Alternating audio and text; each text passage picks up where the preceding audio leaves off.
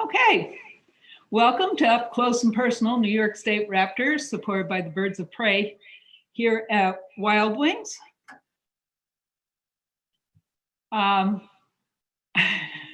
Wings is in operation since 1995 as a private nonprofit begun with the vision of Terry and her family for an accessible facility to foster awareness, enhance respect, and promote personal responsibility for the natural world.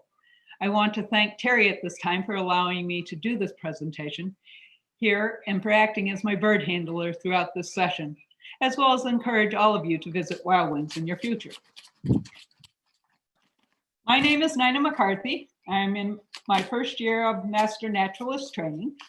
I have volunteered at Wild Wings for the last 5 years, learning how to care, handle, and educate about their 28 raptors and a variety of other New York State wildlife.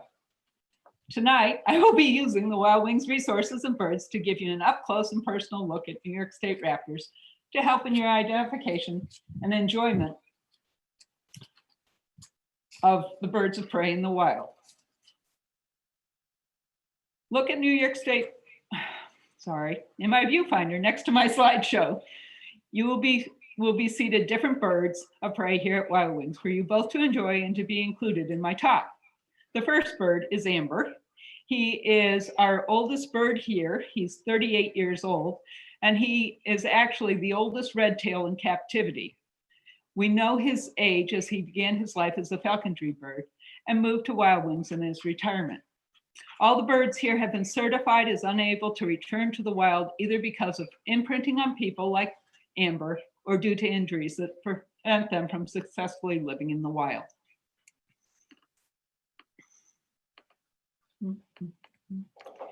Of the 20 plus regular raptors of New York State, I hope by the end of this presentation, you will feel confident in finding and identifying at least 6 of them.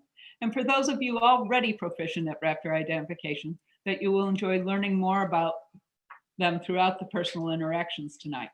I know since I began volunteering here, I have gained knowledge that enables me to have a regular interaction with at least 11 raptor species, either at my farm in Geneva or in the woods at our cabin near Prattsburg. Some of them even are such regular members of our daily routines. They now have names like Pirate and Assassin, which you will meet later.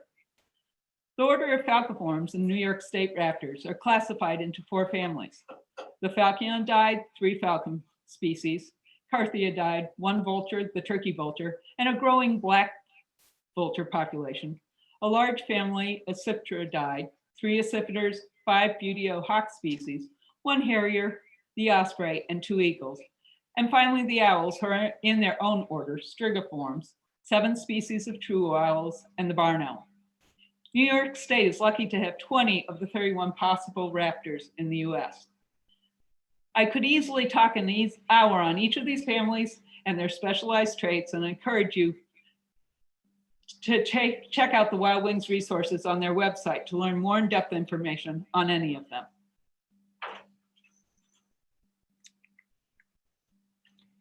Got a lot of things going on here, folks. So I appreciate your patience as I kind of work through. Recognizing flight profiles is an extremely helpful first identification tool, as flybys are what raptors do best.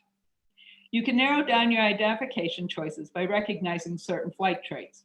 Accipiters, like the one on top, and falcons, the one on the bottom, do look similar with the long tails of both the sharp-shinned accipiter and the Kestrel falcon. But notice the clear difference in flight shape, as the falcon has a very defined cocked bow and arrow shape because of their long necks. Accipiters, like the sharp-shinned, have the thicker wings and shorter neck, which recesses into their body instead of sticking out beyond the wings. Amber wings are even broader, and note the fan-type shape of his tail. Both of these traits help the Broadway Hawks in catching thermals and gliding more than flying. I listed here a very good field guide. It's a small one, it's a pocket guide, but it both shows birds in flight and gives some more information about them.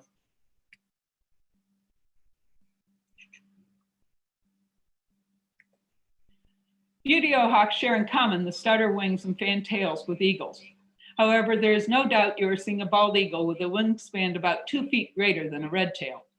Bald eagles don't get their bald or white head and tail until they are 5, but may have some spotting and be less clearly white. Juveniles may be mistaken for the golden eagle, but the golden eagle is much more rare a sighting around here and more likely to be in the Adirondacks and mountainous area. They are really a golden brown color and have a more curved wing than the bald eagle. The osprey, the other large raptor you will often find in the same area as bald eagles around the lakes, however, the osprey has a clear M shape to its wings. If you can see here very clearly, there are, when they're overhead, they do look like an M.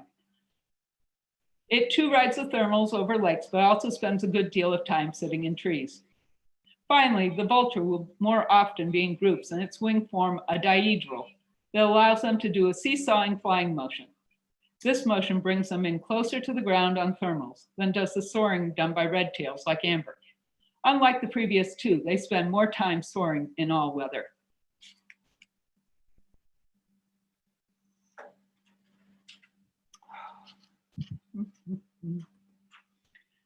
There are 4 New York State Buteo hawks: the red-tailed, red-shouldered, broad-winged, and rough-legged. Amber is a good example of our one-year-round hawk, the red-tailed. These raptors are also known as our roadway hawks because of often staying by roadways, especially the thruway. Hawks north of us in Canada do migrate down to New York in the winter, so there really are more red-tails this time of year. They are opportunistic hunters, thus giving them the advantage of a wide variety of foods and ways to obtain it, therefore maintaining a healthy population. The pictured redtail here is sitting on a friend's balcony in New York City, and there was a question about whether they're doing any research on the numbers of redtails now in New York City. I don't know of any, but certainly I know my friend says there are quite a few more coming there. And so this redtail does really show the adaptability of these birds for going in all kinds of different areas. Their size is about 2 feet and wingspan of about 4 feet. Note Amber's broad head. Oops. See if I can't get him around so you can see him better. Are you seeing his broad head? Curved beak and sharp, large talons, typical of all Buteo hawks.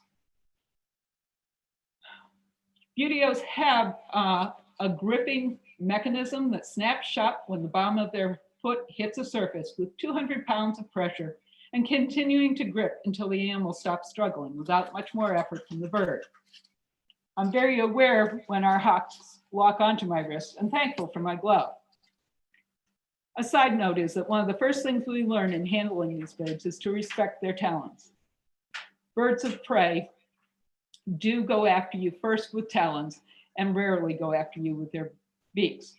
Thus, the black leashes you'll see on all of the birds I handle tonight allow us to secure their talons on our gloves.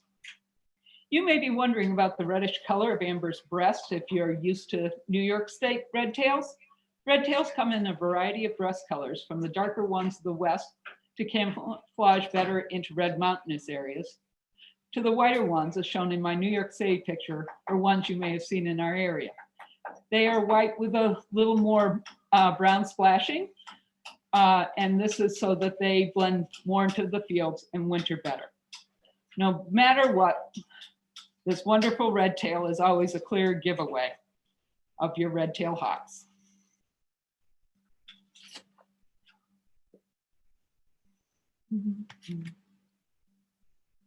Both the red-shouldered and broadwings are summer residents to our area.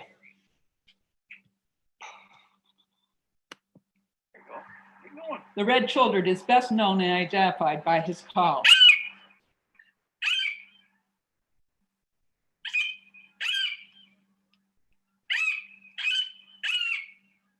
If you have a red-shouldered, I guarantee you will hear this call daily starting first thing in the morning.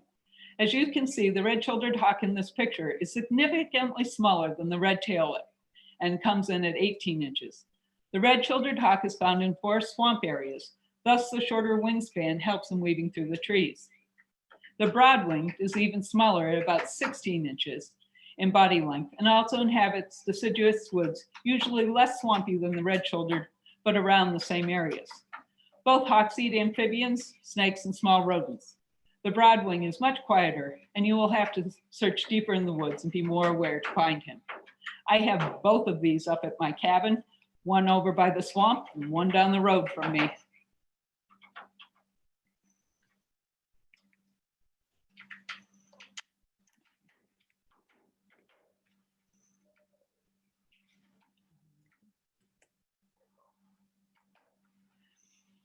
You are most likely to see broadwing hawks during migration, as they are known to fly in hundreds and thousands of them, known as kettles.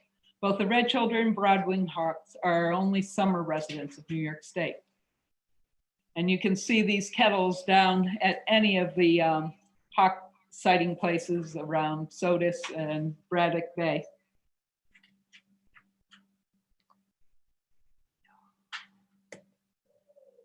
The Roughleg is a winter resident here in New York, and I used to mistaken it for the Redtailed until I learned more about them. The Roughleg pictured here is Willow. This picture shows the characteristic dark outline at the elbow of the upper wing and white throat patch, as well as their namesake ruffed legs. The booting, much like snow pants, is useful in the colder climates of the mountains where they are mainly found. So this rousting effect that Amber just did here settles his feathers back into place. He did have dinner, and this is usually his cleanup time, so he may do a little bit more of that. The northern harrier is another mainly winter migratory predator for New York State, and is best known for his white patch on his rump and low flight over fields, much like the short-eared owls, who shares common grounds during this time of year. Take a few minutes reviewing our information so far while I switch out birds.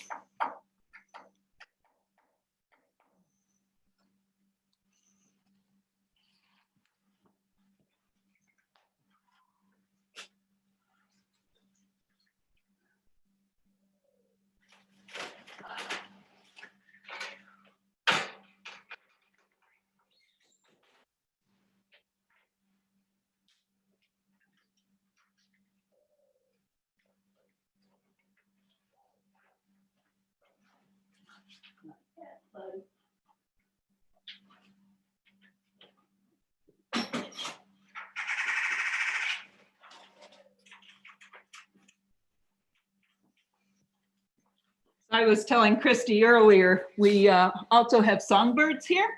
And so that's our red-bellied who keeps us busy.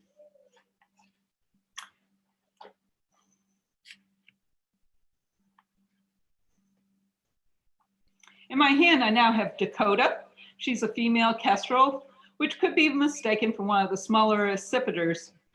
The accipiters are called assassins or terrorists of the raptor world. Thus, songbird mobbing behavior is a good way of knowing you have an accipiter in the neighborhood. If you have a well-stocked bird feeder, there is a good chance you have a sharp-shinned hawk. The sharp-shin is about blue jay size and usually goes for your smaller songbirds. The Cooper is about crow size and may go after mourning doves or larger birds. They are both the same colors and both hunt in a similar fashion. Blue jays don't have a problem starting the announcement. The accipiter is hanging around your feeder with loud, challenging calls. However, I've found that my smaller birds immediately go into that statue posture and will hold that until the sharp-shin moves on. Sometimes they'll take a daring flight in a group to get away. It is difficult to tell the sharp-shinned and Coopers apart for even a pro, which I'm not. I believe I have a family of sharp-shins for the last 5 years. The two shots here are of juveniles, as noted by their yellow eyes and more brown coloring, rather than red eyes and more rufous coloring of adults. My pair have earned names: Assassin for the larger female, who dives into our large yew bush each morning to dine on late sleeping house sparrows, to the smaller male, Terminator, who sits atop our hay bales out in the barn waiting for starlings to leave their roost. In fact, yesterday, he circled around 6 times while I was standing there trying to catch different starlings. Both keep consistent hunting behaviors and times, thus a regular sighting for me in the wild. We do not keep any of the accipiter family here at Wild Wings due to their high-strung personality. We did have a goshawk, but he spent the majority of his time flying from limb to limb all day long, unlike our other raptors who sit in the sun most of the day. The goshawk is our largest accipiter and is almost as big as a redtail and gray in color. All the accipiters are fast, agile flyers with longer banded tails to help with maneuvering in a chase. The goshawk tends to be more secretive, frequenting deeper conifer forests, but will aggressively protect its territory, even attacking hikers.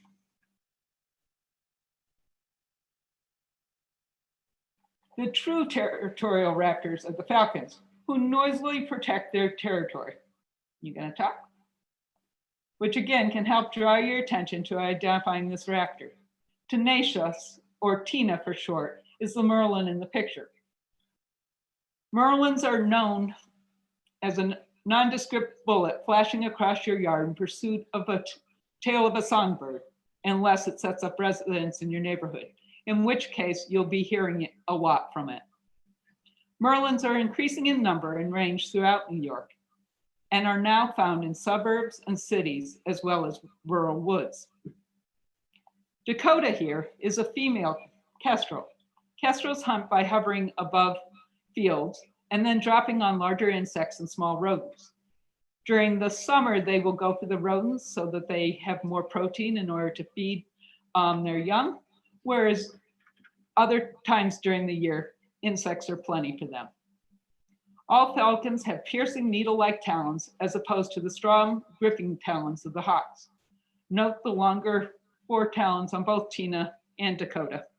I don't know if you're trying to be able to give you a good view. Come on. But these needle-like toenails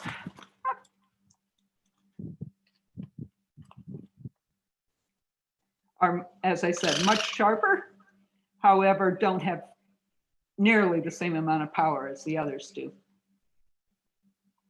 Kestrels are the only New York State raptor that actually comes in different colors, or by male and female.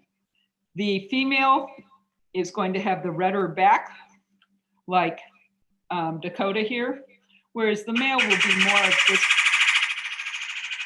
this gray color that you see, this grayish blue that you see on top of her head.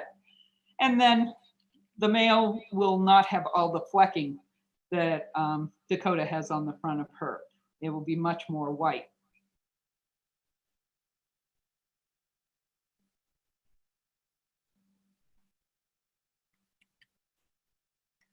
Once a falcon takes its prey down, they sever the vertebrae at the base of its neck with terminal teeth on either side of the closure of the falcon's beak.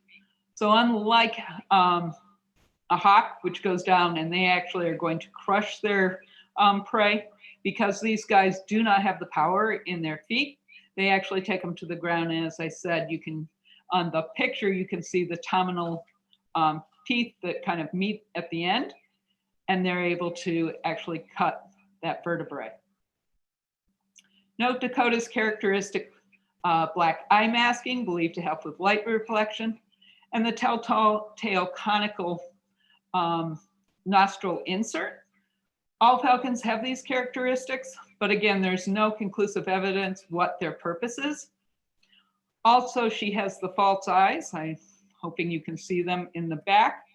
And those false eyes are either to confuse their predator or to confuse their prey, or maybe both.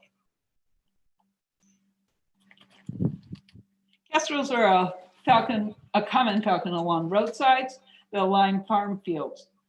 A good identification trait is their bobbing of their tail as they sit on telephone wires. So if I hold my hand still, she should do that for you.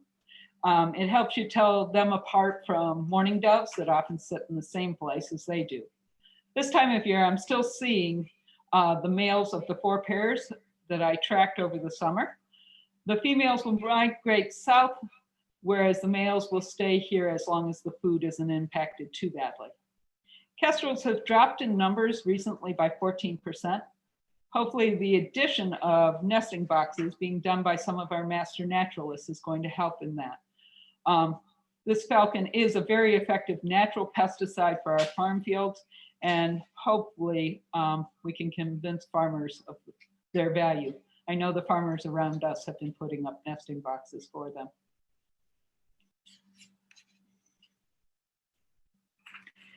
The video of Tori is one of our peregrines. Peregrines are known for their powerful flight, which can end in a dive of up to 242 miles an hour. Those long feet that you see dancing there are used for punching and stunning their prey before taking it to the ground. They eat ducks and pigeons, thus making them common nesters on skyscrapers in our cities, as well as my favorite pair is at the Niagara Bridge crossing into Canada. Their flights make border crossing waits far more interesting.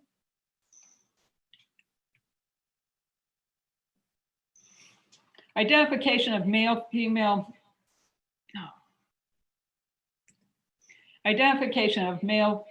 raptors are best seen with this picture of our falcon's Taurian fission. It shows the sexual reverse dimorphism, which means that essentially the female raptors are larger than males. Whenever I'm giving tours here at Wild Wings to school groups, the girls always love to hear that the female raptors are the stronger of the two. There are over 20 hypotheses as to why this happens in raptors, but none are conclusive. The other thing is, I have to tell you, we have a hard time knowing who's a male and who's a female without doing DNA testing when we get in a bird and we don't have a similar bird with us. Sometimes when we do get the two of them, one will lay an egg and then we'll know. This last year, Dakota has been laying eggs because she now has a boyfriend named Bob.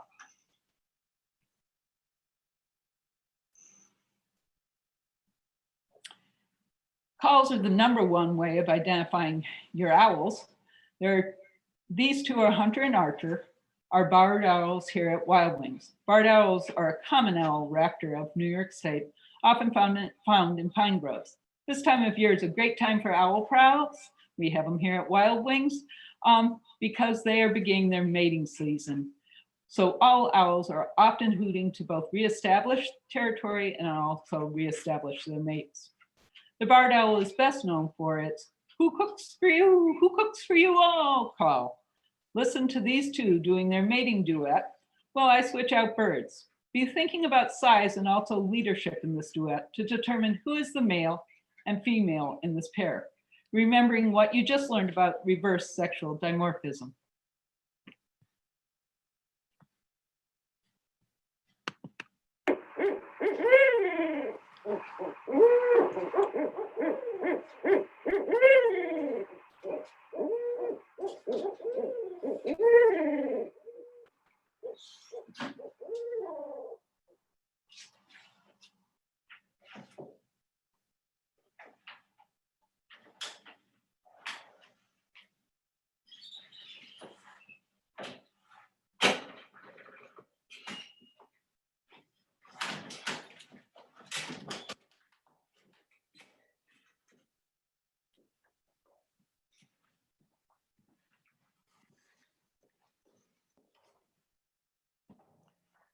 This guy, I have to back up a little bit for. He's a little bit bigger.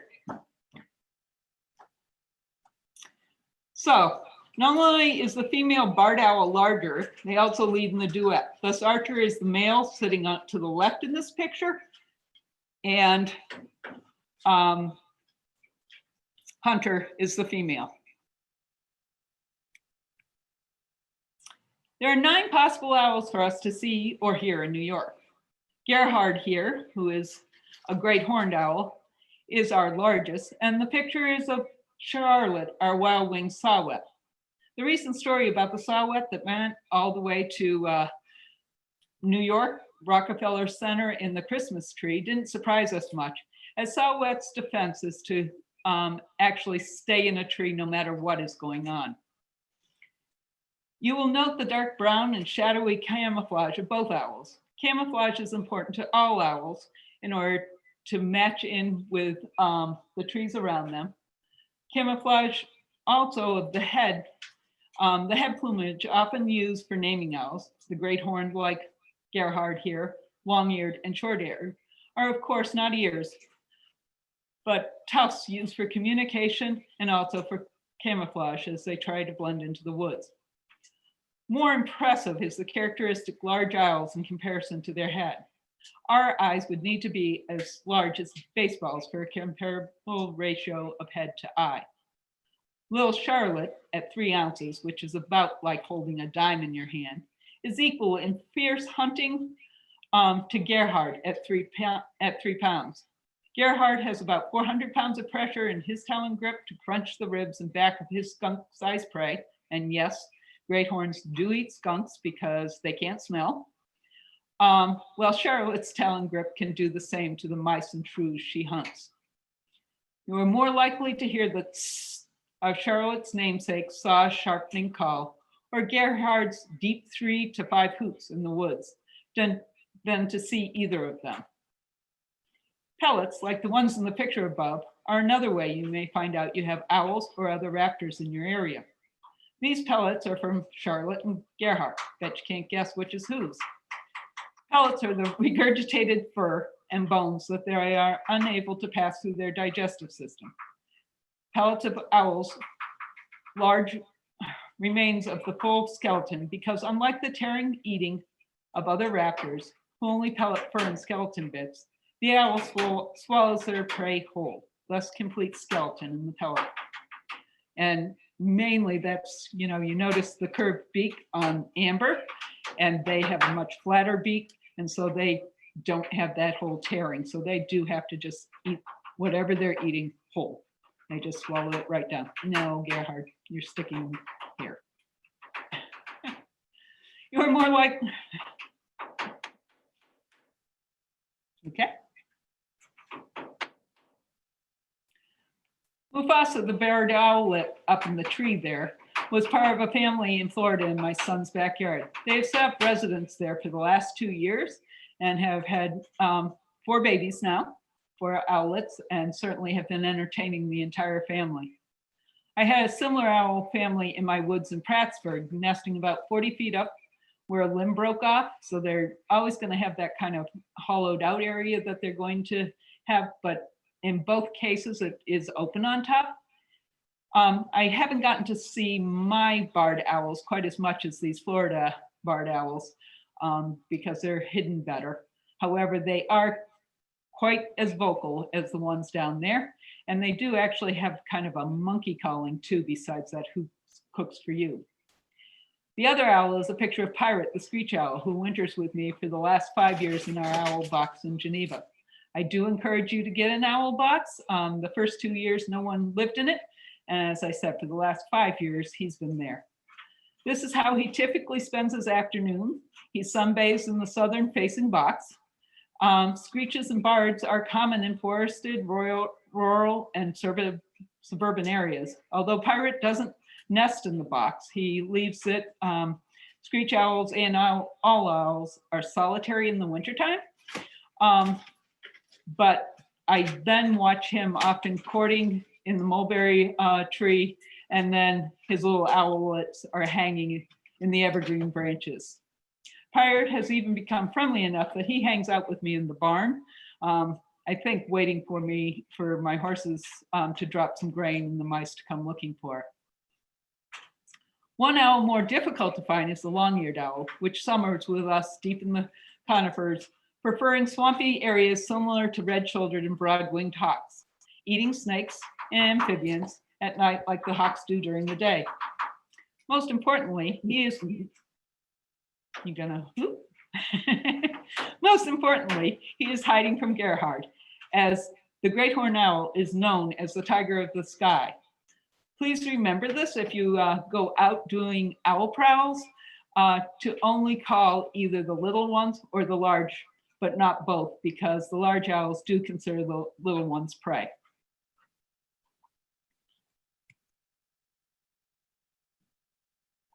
All the previous owls are nocturnal or crepuscular, which means that they feed during dawn and dusk. The screech owls do dawn and dusk so that they don't get eaten by Gerhard. There are 2 diurnal owls that hunt during the day. That is the short-eared owls over to the left there with the dark face, They are very active right now in undisturbed fields, flying low very much like harrier hawks, mainly at dawn and dusk. I know the Genesee Valley area is a popular sighting area for them, as well as this year, Geneva has been quite popular, and we have at least 8 that are being seen regularly. Snowy owls are also diurnal, and they actually arrived early this year too, starting in November. Again, we've had a photogenic one on the lake down in Geneva by the visitor center.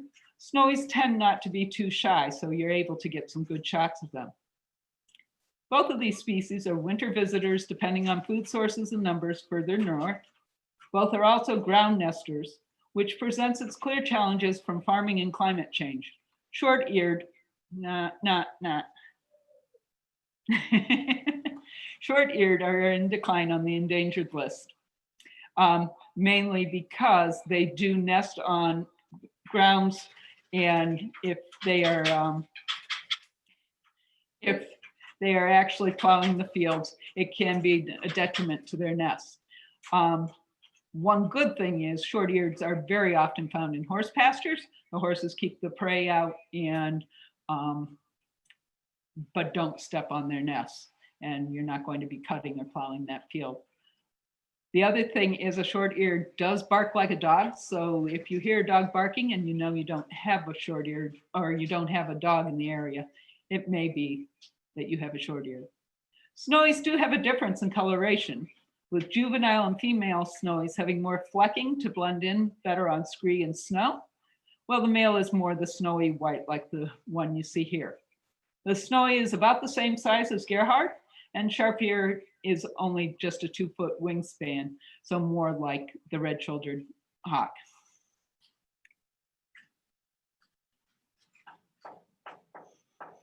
The next few birds are our largest raptors with wingspans of around 6 feet. Therefore, they're most easily seen if they are around. The turkey vulture is an 8-month resident in our area, one of the last to leave and one of the first to come back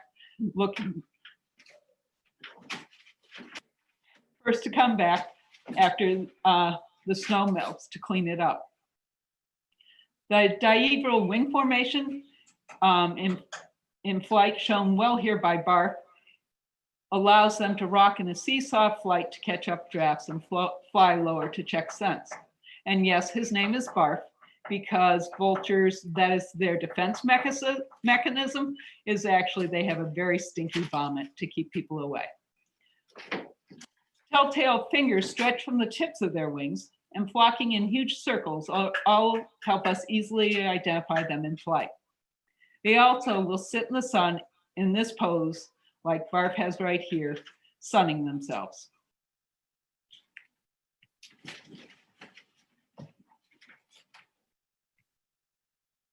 Athena, one of our bald eagles at Wild Wings, is a clear example of the majestic size of the bald eagle, which sets them apart when you actually see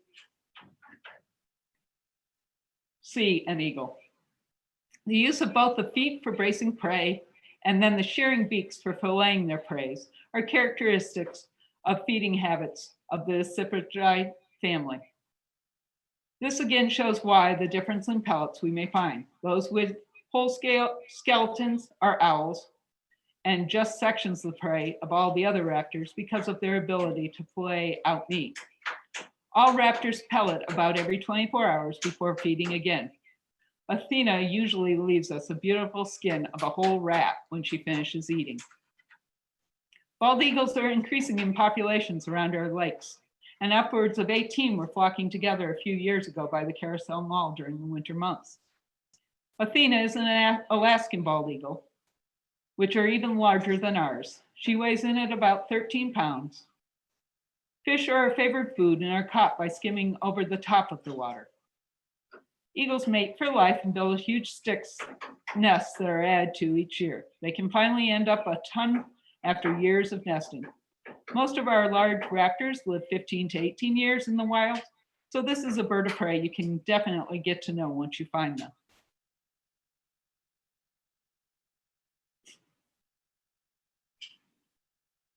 You can see how careful she can be with that beak. I definitely, the film you're about to watch is a little rough. However, I really wanted an osprey to be in it. So I hope you'll understand that this was after like 5 outtakes, and I finally just was like, I'm just going to use one of them. So I'm going to go ahead and play that while I get Gerhard back to his nest, or back to his home. All right, go. All right, I'm ending this talk with a video because I want to end with one of my favorite birds here, which is Brooke. She's an osprey. However, her wingspan is upwards of 4 feet and beyond, and because she has a tendency to bait forward, which you may see, it might be a little difficult with the computer. Now, ospreys, as I said earlier in the talk, you can tell them by the M-shaped wing that they have, and overhead it really does look like an M. And the reason for this M is because when they go after fish, they're able to fold those wings back, very much like a diving duck, and go underwater through the 4 feet underwater. And then they take these large talons here and are able to actually cage that fish underneath the water. As they come up out of the water, they're going to shake, shake, shake all the water out. It's often fun to see. It's kind of like a dog coming out of their bath. And then they're going to turn that fish around. So the head of the fish is at the front, the tail of the fish is at the back, so they're not getting whacked in the face by the fish as they're flying back to their nest, which can be over a mile away. Now, unfortunately for the osprey, the bald eagles, who are not as good of a fisherman, osprey is going to catch about 75% of the fish that they go after, whereas the eagle, who skims across the top of the water, only catches about 40% of the fish it goes after. So instead, our eagles are starting to find out they can be stealing the osprey fish. So it's lucky they're actually very good fishermen because they can afford to lose 1 or 2 to those eagles around them. They do nest in similar areas. You will see the nests of both eagles and ospreys. There's quite a few of them down around Montezuma, but also around all of our lakes. We've started putting osprey kind of platforms, and they are able to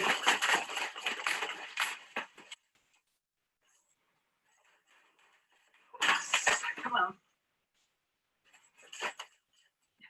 And this is why we couldn't be by a computer.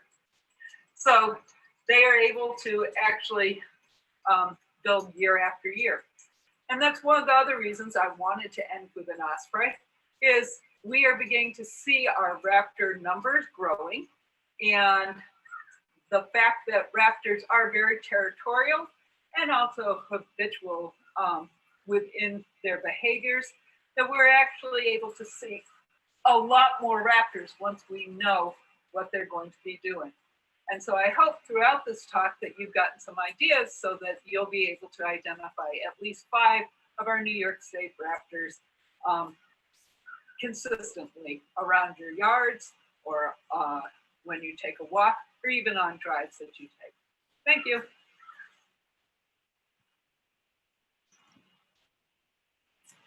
So I did want to make a quick correction to that. I had said 4 feet there.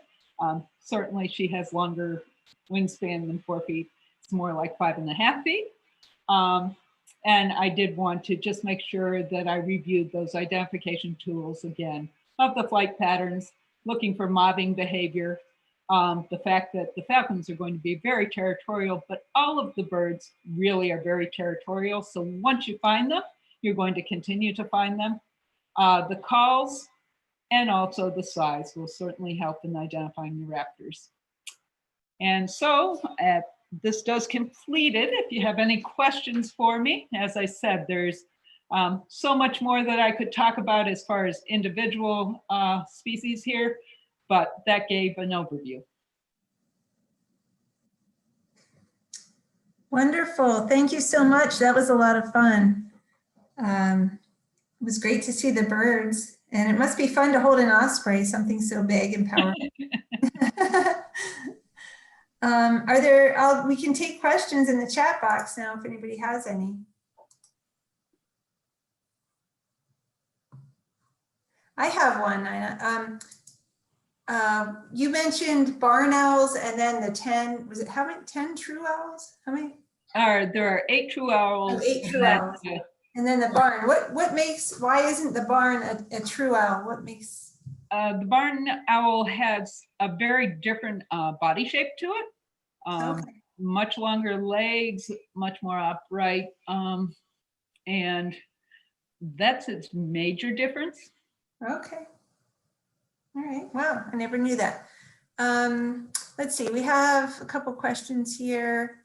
Jim Cole asks, what do red-tailed hawks eat? Just about anything.